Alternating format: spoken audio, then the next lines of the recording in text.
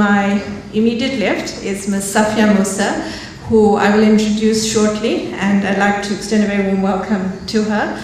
And then seated next to her is Dr. Anthony Collins, who is going to be our first speaker of the evening. But before I proceed to that, I just want to let everyone know that part of tonight's activities is to draw your attention to the work that the Advice Desk for the Abused does. And basically it is an organization that deals with victims, and of course we call them survivors, of gender-based violence, domestic violence, and so on. And so there is some literature and pamphlets available at the back of the hall. Please do take them when you leave. We also have, for the gentlemen who are here this evening, we have a campaign called Real Man Will Stop Violence. And we invite you to purchase a cap for yourself or for anybody that you'd like to give it to. At 30 Rand, it's something that we do to support the work that we do, but also it's something that makes you part of this campaign where men are committing to stopping violence in our communities. I'd like to now introduce to you our first speaker for the evening, Dr. Anthony Collins. Dr. Collins is an academic based at the University of KwaZulu-Natal and teaches in the psychology program. He's a well-known author as well, and his specialization is in the area of gender-based violence, and he has written extensively in this area. And I'm very pleased that he's also a board member of the Advice Desk for the Abused. So please, I'd like you to warmly welcome Dr. Anthony Collins to address us.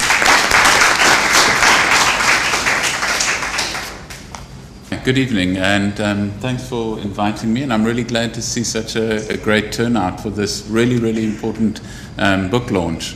Can you hear me okay? Great. Okay. I was nearly late this evening because I only got my copy of the book this morning, and I made the mistake of starting to read it, and I haven't wanted to put it down. It's the most just gripping, exciting, emotionally engaging, full of life book that I think is going to be, those of you who haven't started it yet, you've got something really exciting to look forward to. But I'm not going to talk about the book. I'm just going to talk about the context of in which a book like this appears and why I think it's so important that work like this is being done at the moment. My area of expertise is in the field of violence, and I work a lot on understanding and reducing violence in South Africa. And there's some really interesting things that we notice when in that area. For instance, when most people worry about this kind of thing, they worry about crime. You know, they worry about burglars coming in the night with weapons, and they worry about carjackers and things like that, and people talk about that a lot, and there's headlines, and people often feel afraid and spend money on their security systems, and it's acknowledged as a big social problem that we need to do something about. And yet, when we really start looking at the actual accurate details of violence in South Africa, that kind of violence is actually only a small part of what's going on. Much more violence happens between people who know each other. And it happens in many, many different forms. It happens in bullying at school. It happens in the home. It happens with child abuse. It happens with violence between marital partners. It happens in dating relationships.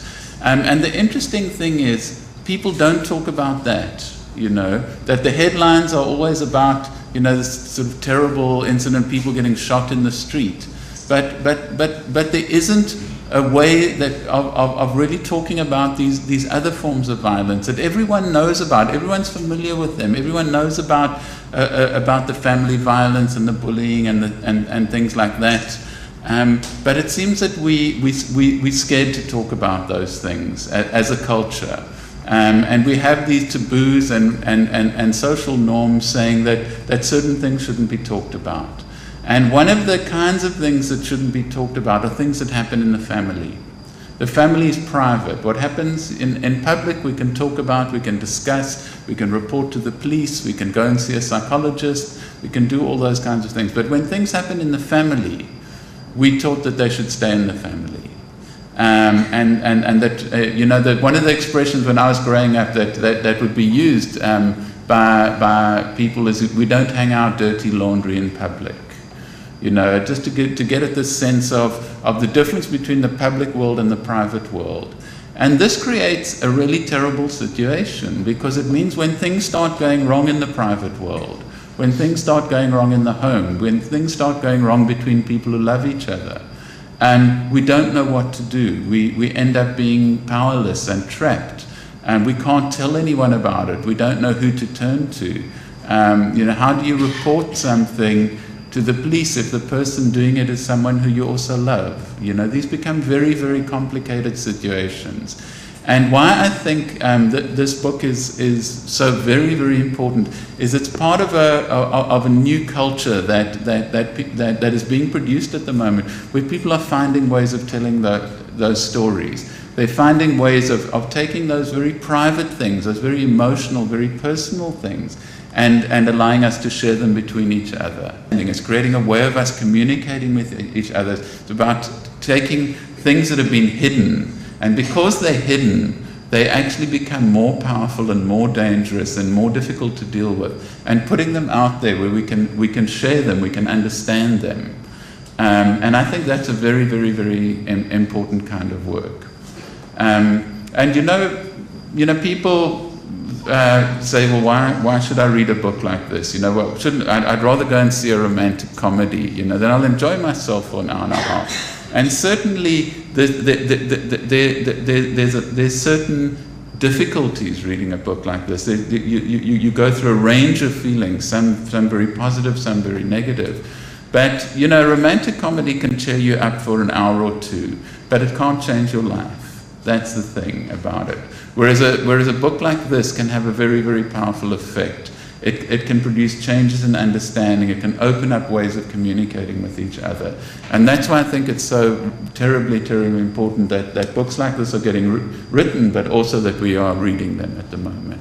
So thanks very much. Thanks for really putting the time and effort and the work into writing this book for all of us. And I hope all of you will appreciate it.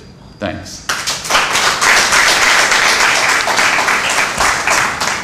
Thank you very much for that, Anthony. I think that the message there is that gender-based violence is a reality in our communities. We can't run away from it, we can't hide it, but it's books like this that will bring it out into the open and will help us to speak about the issues so that we can actually address them. Our next speaker is someone who is a dear friend of mine, a well-known activist in the community, Ms. SoPhia. She is